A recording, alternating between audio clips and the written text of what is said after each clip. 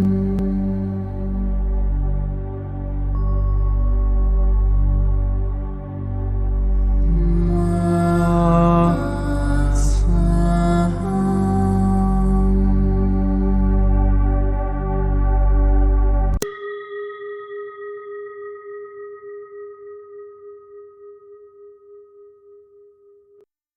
qui suit est la transcription d'un échange entre Mathias de Stefano, désigné ici comme moi, et son soi supérieur, désigné comme je suis. Dans cette capsule, la voix féminine incarnera le moi, tandis que la voix masculine représentera le je suis. Cette conversation, intitulée La mort, a été réalisée le 1er décembre 2020. Je me souviens comme si c'était hier. Toute ma famille m'accompagnait, mais le silence régnait pendant le trajet. J'avais 21 ans, ou plutôt, j'avais fait 21 tours autour du soleil. À notre arrivée, les prêtresses m'ont recouverte de tissu orange, la couleur du deuil, la couleur de la régénération. Dans cette construction, face au lac Habadaptra, aujourd'hui appelé El Karoum, elles m'ont dépouillé de toutes mes affaires et de tous mes vêtements, me laissant nue. Puis elles m'ont plongé dans les bassins reliés au lac et m'ont baigné. Elles ont enduit ma peau d'onguents, de l'huile aux arômes puissants et riches, et ont arrangé mes cheveux en fines tresses. Ainsi, depuis l'eau, le grand prêtre, le visage peint en noir, m'accueillit. Ses yeux ressortaient clairs, comme un spectre au crépuscule. Au coucher du soleil, ses paroles résonnent encore en moi. Buhub Hishran, le temps de mourir est venu. Qu'as-tu ressenti? De l'honneur. Sa main gauche s'est tendue vers l'ouest, comme pour saisir les derniers rayons du soleil qui commençait à toucher l'eau et à refléter de belles couleurs sur les douces vagues. Son autre main s'est posée sur mon front. Ses chants et ses mantras parlaient de libération, de lâcher prise, pour renaître à quelque chose de nouveau. Nyavosh, Shofna. Il invoqua le nom du divin. C'est lui qui a abandonné l'ancien pour laisser entrer le nouveau. Ech buhub sores. Ech vakhub soreu. Laissez mourir ton âme, réveille en une nouvelle. Nab uresh, erbak, yantob urach, esbak, suku, tep enk, inhai. Tu as marché dans l'ombre afin de pouvoir marcher dans la lumière, et que les deux vivent à chacun de tes pas. Les prêtresses m'ont donné la boisson sacrée, une sorte de stupéfiant qui me permettait de mieux voyager à travers le monde souterrain. J'avais achevé mon parcours initiatique après des années de voyage le long du Nil, après avoir passé des centaines d'épreuves. Je devais franchir la dernière et la plus difficile de toutes, mourir. Affronter la mort était la dernière des grandes étapes des ombres et de l'obscurité de l'âme, où nous devions apprendre à tout lâcher. Dans la culture kémule du Nil Atlantique, il fallait apprendre à mourir plusieurs fois dans la vie pour comprendre que celle-ci n'était qu'un voyage. Le mot mort se disait buhub, ce qui pourrait se traduire par le chemin que tu parcours d'une maison à l'autre. Étant donné que, se prononçant de la même manière à l'avant et à l'arrière, un palindrome, ce parcours est constant et cyclique, un voyage éternel. Nous avions l'habitude d'accueillir les enfants à leur naissance en leur disant avec amour et douceur Wershu Haiti Atum Buhub Het. Bienvenue dans la vie. Chemin vers la mort. De l'utérus de la mère à l'utérus de la terre.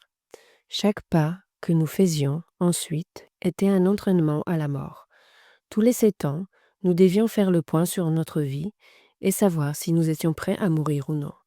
Pour le savoir, il fallait s'entraîner à la mort, examiner ses émotions, ses liens, ses dépendances, ses croyances, ses attachements. Après avoir suivi le chemin initiatique, l'épreuve à 21 ans consistait à nager avec les dieux. Habadaptra était le miroir vers l'au-delà. Les étoiles se reflétaient dans ces eaux, et en naviguant dessus, on avait l'impression de naviguer avec les dieux dans les cieux. Mais sous ces eaux se cachait le monde souterrain gouverné par Shrabeb, Sobek, le crocodile.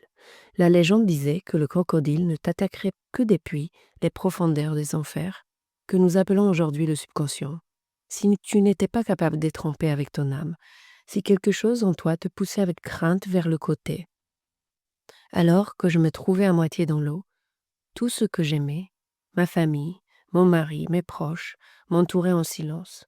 Je devais les regarder un par un, en silence, sans pouvoir dire quoi que ce soit, sans faire le moindre geste, en identifiant simplement ce qui me liait à eux. Où étaient les liens? Et s'ils me tiraient vers la vie ou m'accompagnaient vers la mort? À la fin de ces regards, la nuit était tombée et les étoiles recouvraient tout. Anubis se faisait entendre dans le désert, à travers les voix des chacals, qui appelaient mon âme, la réclamant pour le monde intérieur des ombres. Je gravis les marches qui séparaient le bassin carré du lac et montai dans la longue barque où 2 prêtresses et le grand prêtre m'accompagnaient. 4 rameurs commencèrent à pagayer vers le centre du lac, vers un horizon dégagé, recouvert par la nuit. Je ne pouvais pas regarder en arrière. Je ne devais pas le faire. Regarder en arrière ne m'apporterait que des problèmes. Cela montrerait que je n'étais pas prête à affronter la nouveauté. Une fois au milieu du lac, la partie la plus intense a commencé. Se jeter à l'eau, nue, sans aucun vêtement, rien. Je devais nager avec les dieux, flottant dans le ciel, sachant que sous moi se trouvait le royaume des crocodiles, qui, au moindre doute, pourraient sentir ma peur. De vrais crocodiles? Oui, bien sûr, un lac infesté de crocodiles.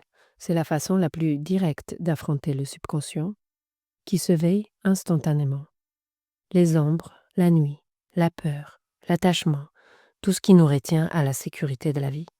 Les pires pensées vous traversent l'esprit, le cœur s'accélère, tout comme la respiration, et tout est bouleversé. Et vous devez rester calme, en méditation, en regardant les étoiles, même si vous ressentez le frisson provoqué par votre esprit qui pense à ce qui peut se trouver sous l'eau. Une parfaite allégorie du subconscient et du conscient devenu réalité. Mais j'ai réussi. Je suis arrivée de l'autre côté, et là se trouvait le temple du crocodile. Là, tous les 7 ans, nous devions nous présenter pour renouveler nos vœux d'existence. À l'intérieur, 7 petites chambres nous accueillaient, avec juste assez d'espace pour que nos corps puissent s'allonger comme s'il s'agissait de notre veillée funèbre. Les accompagnateurs me séchaient à nouveau, m'appliquaient des onguents, des parfums, et découvraient la chambre correspondant à mon âge. Là, j'écoutais les chants funéraires. Là, je me trouvais de l'autre côté du royaume des vivants. J'étais dans le monde souterrain, rêvant éveillé à cause de ce que j'avais bu. Eihai Mgor, Yan Li Shu, souhaitez-vous revenir à la vie? M'ont-ils demandé, à un moment donné. J'ai hésité un instant, mais je me souviens que ma réponse a été à Haïti. Je suis dans la vie, à Ma Haïha, car je suis la vie éternelle. Ce à quoi le prêtre a répondu Aïe, qu'il en soit ainsi.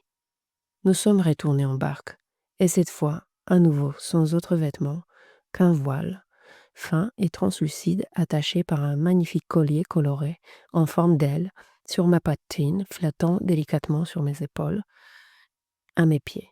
Je suis revenu sur la côte des vivants, debout, à la proue du bateau, regardant l'horizon où mes proches m'attendaient depuis des heures de l'autre côté jusqu'à l'aube. Les premiers rayons de lumière apparaissaient décorant le ciel et teintant les montagnes et le lac du rouge. Des couleurs dorées enveloppaient nos corps à chaque minute qui passait. Puis le prêtre m'a rappelé la dernière partie de l'épreuve.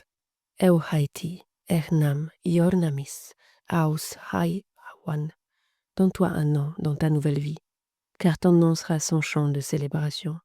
Et de toutes mes forces, du plus profond de mon cœur, j'ai enfin changé mon nom, m'accordant une nouvelle vibration qui me réveillerait des ténèbres pour résonner avec mon âme renouvelée. Shisi, Uha Saiwa, le sourire qui transforme le monde depuis l'origine. Chi, Et depuis lors, Shiu fut mon nom. mort et résurrection. Cette fois-là, en 2016, lorsque nous sommes venus en Égypte pour effectuer le premier voyage KEM 999, quelques jours auparavant, j'ai dit à Ahmed, notre guide, que j'avais besoin de retourner à l'endroit où j'avais si souvent pratiqué la mort. Après des heures à aérer sur des chemins de terre dans le désert, dans une géographie très différente de celle dont je me souviens, je l'ai trouvé, là au milieu de nulle part, à des kilomètres du lac, car la sécheresse des derniers millénaires ont réduit le grand Rabadabadra de 70%, se trouvait ce qu'on appelle aujourd'hui le temple des perles. En y entrant, c'était comme affronter de nombreuses morts. C'était comme mourir à nouveau. Je me suis rendu compte que je me souvenais de nombreuses morts, dans de nombreuses vies, et que toutes m'avaient maintenant laissé la certitude que nous emportons de l'autre côté tout ce à quoi nous nous attachons, et que c'est précisément celle qui nous pousse à rester prisonniers du passé. Les émotions, les amours, sont comme une encre. Mourir fait mal pour cette raison, mais c'est une libération pour l'être. La mort est le cadeau universel le plus méprisé par les vivants. La mort est un concept physique qui aide l'énergie à se libérer et à s'adapter à de nouvelles formes et réalités. Le cosmos est un ensemble de vibrations se déplaçant comme des ondes. Chaque mouvement convexe est un moment d'intégration, d'intériorisation, de lâcher prise, de mort. Chaque mouvement concave est un moment d'expression, d'ouverture vers l'extérieur, de manifestation et de vie. Ce qu'un humain voit comme la vie et la mort, l'univers le voit comme une simple vague. Ainsi, une vague est la vie éternelle, d'incarnation en incarnation, vivant différentes réalités selon les différentes fréquences, et chaque vague conditionnera par sa force la suivante. Dans l'univers, tout est continu. Il n'y a pas de séparation. La vie et la mort ne sont qu'une illusion vue par un œil déformé et limité. Chaque jour, vous naissez au réveil et vous mourrez en vous endormant. Lorsque vous prenez conscience du rêve de chaque nuit avec la mort de chaque vie, vous vous rendez compte que chaque jour de votre vie est un entraînement pour le suivant. Vous comprendrez alors que ce que vous ne résolvez pas aujourd'hui, vous devrez le résoudre dans la prochaine, et que selon la façon dont vous dormez, avec quelles informations ou émotions vous allez vous coucher, vos rêves y seront liés, déterminant vos rêves ou vos cauchemars, ce que vous appellerez le paradis ou l'enfer. La mort, c'est lâcher prise sur le contrôle de la limitation pour entrer dans la liberté de l'expansion, dans l'esprit et l'imagination, où il n'y a pas de limite. La mort est l'un des sujets les plus difficiles à affronter en tant qu'être vivant, car toute notre biologie a été conçue pour survivre et rester en vie le plus longtemps possible. C'est-à-dire qu'accepter la mort revient presque à aller à l'encontre de tous les schémas construits par notre corps et notre subconscient pendant des millénaires, pendant des millions d'années. C'est pourquoi la mort est liée à toutes les bases du subconscient humain et animal. Dans la construction de l'être, la lutte pour la survie a fait de la peur, de l'angoisse, de la terreur, de la bataille, de la colère, des outils de vie pour se défendre contre la mort. La construction organique repose donc sur le refus de la mort. Le corps physique est un être construit principalement à partir de schémas qui cherchent à rejeter la mort, ce qui est logique, car sa conception s'est manifestée avec la volonté de donner à un être toutes les possibilités existantes pour qu'il puisse expérimenter le plus possible. C'est pourquoi les corps se sont de plus en plus limités, afin de permettre une plus grande capacité de libération de ces schémas. Il est si difficile de lâcher prise que le système lui-même nous oblige à lâcher prise par le concept de la mort physique. Mais d'un autre côté, nous avons la mort de l'âme émotionnelle, liée au traumatisme et à la nuit noire de l'âme. Les âmes meurent aussi, même si cela leur prend des vies. Comment cela se produit-il? L'âme est énergie, et l'énergie se transforme. Lorsqu'elle dispose d'une énergie limitée et rigide, comme un corps, l'énergie est contrainte de se transformer plus rapidement. Mais lorsqu'elle est plus détendue et subtile, elle peut mettre des millénaires à se transformer. Cela explique pourquoi nous pouvons vivre tant de vies en répétant les mêmes histoires et en ressentant les mêmes émotions. Exactement. L'âme s'accroche aux émotions et aux histoires comme le corps s'accroche à la vie qu'il expérimente. La mort est donc le concept de l'onde convexe qui nous dépouille de ses attachements et nous oblige à nous transformer pour pouvoir continuer à avancer. Même si cela fait mal, la mort est une libération. C'était le but de toute notre éducation il y a 12 000 ans, comprendre que nous devions sourire à la mort, et qu'en mourant, nous emporterions avec nous ce que nous sommes aujourd'hui. C'est pourquoi nous devions travailler autant sur notre être, afin d'être cohérents au moment de quitter ce plan pour passer au suivant. Le corps ne veut pas lâcher prise, et c'est pourquoi il a besoin de beaucoup d'éducation. Il faut identifier quels sont les plaisirs et les désirs les plus addictifs qui peuvent vous posséder. À quelles émotions êtes-vous accro dans votre vie? C'est pourquoi, en ce mois du Scorpion, nous avons essayé de plonger dans ce subconscient de crocodile pour affronter nos désirs, nos attachements, nos croyances, nos ombres, nos douleurs, tout ce que nous traînons caché en nous et qui ne fait que nous rendre esclaves au moment de notre mort. Comme cet esclave dans l'allégorie de la caverne de Platon, il reviendra encore et encore voir les mêmes ombres par peur d'affronter la lumière et la vérité. Dans ma famille, la mort a toujours été très présente. La sœur de mon grand-père, ma tante Olga, me parlait tout le temps du moment où elle mourrait. Mon grand-père plaisantait constamment en disant qu'il mourrait d'une crise cardiaque, jusqu'au jour où cela s'est réellement produit. Ma grand-mère me parlait toujours de son souhait d'être incinérée et enterrée, et avec ma mère, nous rendions toujours visite aux tombes de nos ancêtres. Malgré tout, la perte physique me fait encore souffrir. Comment fait-on son deuil? Même si le corps d'une personne est entré dans la voie convexe de l'onde de vibration universelle, l'essence de cette personne s'étend en réalité à tous les corps vivants, éveillant la vie dans des cellules de ceux qui sont connectés à sa génétique. L'être ne meurt jamais. Il a seulement transformé la façon dont il s'exprime. Ainsi, le deuil se fait en vivant ce qui rend cette personne heureuse, en accomplissant certaines de ses volontés, car elle vivra désormais à travers vous. C'est pourquoi les âmes en peine disent souvent qu'elles ont des affaires en suspens et demandent aux vivants de les accomplir en leur nom. Énergétiquement, cela signifie qu'elles continuent à vivre dans ce monde, mais sans la capacité de se manifester. Elles ont donc besoin de corps pour clore leur cycle. Pensez-y de cette façon. Votre grand-mère, pourquoi est-elle morte? Elle est morte d'un cancer des ovaires, qui a surtout touché l'utérus, et la chimiothérapie a affecté ses intestins. Ma grand-mère souffrait à cause de mon grand-père, qui a décidé de se laisser mourir et nous a laissé sans maison. Nous avons toujours cru que la maison dans laquelle nous avions toujours vécu était la nôtre, mais non, elle appartenait aux 5 frères, y compris mon grand-père. Elle leur avait été prêtée, mais il ne l'avait jamais dit. À sa mort, à l'âge de 52 ans, des suites d'un diabète, nous avons appris que la maison ne nous appartenait pas, et la dernière phrase de ma grand-mère a été « Il ne m'a pas laissé une seule brique ». La douleur de l'abandon de mon grand-père et le fait qu'il nous ait laissés sans rien ont rendu son utérus, qui représente le foyer, malade, incapable de gérer sa colère et sa frustration. Elle s'est laissée aller. Ma grand-mère était la personne la plus énergique que j'ai connue.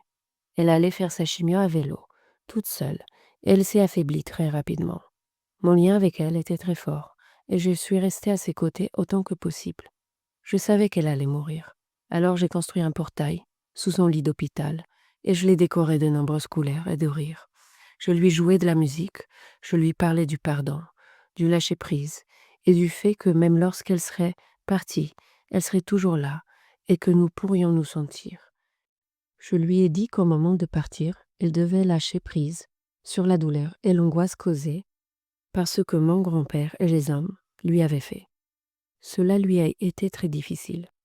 Le jour où elle est décédée, je n'étais pas là et je continuais à m'en vouloir. Je n'étais pas là parce que j'étais partie faire un voyage, le chemin du dragon, un chemin qui a finalement perdu tout son sens. J'aurais pu rester 2 semaines supplémentaires, aurait suffi pour pouvoir l'accompagner de l'autre côté. Tu l'as fait, tu l'as bien préparé, mais si tu avais été là, elle ne l'aurait pas fait. Elle se serait accrochée à toi. Tu as fait ce qu'elle cherchait à faire, voyager, bouger, sortir, prendre de l'élan, de l'énergie, activer la Kundalini. comme elle l'a toujours fait dans sa vie de feu. Je ne l'avais pas vue ainsi auparavant, c'est vrai. Dans tes actions, elle s'est élevée, car c'est dans ton activité qu'elle trouvait le repos. Comme je te l'ai dit, ceux qui transcendent trouvent leur accomplissement dans ceux qui vivent encore, car ils restent vivants et élargissent les liens. Elle bougeait, et pour l'aider, tu avais besoin de bouger. Tu as gravi avec son esprit et son âme la colonne vertébrale de la grande femme, à travers le Chili et l'Argentine. Et ce fut le début du deuil. Jusqu'à ce que je revienne et que je puisse accomplir ce que j'avais souhaité. Déposer ses cendres dans son village natal, s'aimer dans un arbre pour renaître à la vie dans le monde, un arbre planté par ses filles et ses petits-enfants. Et elle vit dans chaque action. C'est ainsi que les tensions familiales se sont apaisées, que tu as pu avoir la maison et trouver la stabilité. Ta grand-mère vit tout cela à travers vous. Merci, ouf, je suis désolée. Des larmes enfin dans mes yeux, sur mon visage. Rien n'a pu me faire pleurer ce mois de Scorpion, mais ça y est, ça arrive enfin. Libération des ombres, de la culpabilité. J'ai vécu beaucoup de morts dans ma vie, les miennes et celles des autres, et pourtant, la mort reste la cause de la plus grande des angoisses. Car nous sommes tous un. Et quand une partie de nous descend, une partie de tous descend. Et si tu n'en es pas conscient, tu seras entraîné vers l'abîme. Quand ta tâche est de vivre et d'inciter les morts à se souvenir que la vie est éternelle. L'éternité. Tout est éternel. Rien ne finit jamais. La mort n'est pas la fin. C'est la transformation de la matière, la libération de toute ombre. C'est sortir de la caverne et voir la lumière au bout du tunnel. Et lorsque tu parviendras à voir la lumière du soleil avec attention, tu verras que ton cerveau et ta vision trouvent en leur centre un point noir qui absorbe toute la lumière, te conduisant à la conscience divine maximale, où tout coexiste en harmonie dans le monde des idées. Le vide. Le vide éternel, où toutes les ombres de la matière, où toute distorsion de la lumière trouve leur sens, leur logique, où toute la pression qui pèse sur toi ne fait qu'éveiller le diamant que tu es, où toute émotion négative est le carburant de ton être, où chaque idée négative est une nouvelle perspective pour résoudre une crise. Dans le vide, l'obscurité devient claire. Dans le vide, tu te reposes de ton errance sur les sentiers de l'existence, oscillant dans la polarité. Dans le vide, tu trouves la paix. C'est pourquoi la grande épreuve est d'affronter la mort. La mort est la pratique ultime du vide. C'est un rappel qui nous avertit que nous pouvons être libres de notre propre création et que nous pouvons vivre le rêve que nous désirons. Vivre l'expérience de la mort, la sienne ou celle d'autrui, c'est la capacité d'éveiller la conscience que nous sommes éternels et subtils, que nous vivons dans un rêve et qu'en mourant, nous ne faisons que nous éveiller dans l'expansion de l'existence. Demain commence ce voyage à travers l'existence pour te rappeler la magie de ce que tu as créé pour toi. Mais avant cela, tu dois lâcher tout ce qui te pèse dans ton subconscient. Alors, ce mois-ci a été ton abataptra. Tu as traversé le lac aux crocodiles. Tu t'es allongé sur ton lit de mort. Tu as vu tes peurs et tes ombres pour commencer à voir à nouveau le lever du soleil. Mais avant, tu dois te demander, es-tu prêt à mourir? Oui, je le suis maintenant, je le suis. Plonge dans la boue. Alors, ne lutte pas pour respirer un air passé rempli d'ombres toxiques pour ton âme. Enterre-toi sous l'arbre de vie et laisse ta graine germer. Je suis le vide éternel, et c'est dans le sommeil de la mort que je peux renaître et créer la vie. Repose en paix.